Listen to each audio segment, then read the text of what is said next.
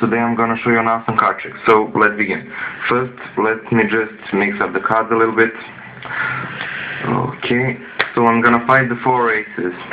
This first card is gonna tell me in which position from the top is the first ace. So 7, that means the 7th card is the ace. 1, 2, 3, 4, 5, 6, and the 7th card is the first ace. Okay, now we're left with only 3, which is a little harder but still easy. Okay, so just by magically waving my hand over the deck, I'll make the second ace right on the top. Okay, now I'll try to spell out the third ace. So let's see. A-C-E-O-F-S-P-A-D-E-S,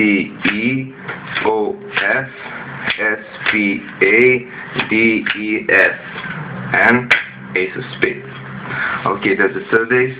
And now you can say any number from 6 to 10. Let's say you say 8. So we go 2, 4, 6, 8. And what do you know is the 8th card is, in fact, the 4th ace.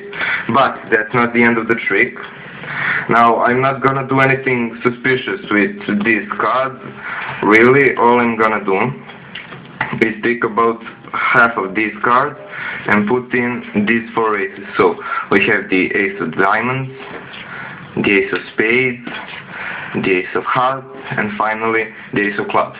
Okay, now I'm not gonna do anything, just gonna take the top 4 cards, the 4 aces, wave my hand over those cards, and now which were once the 4 aces are now the 4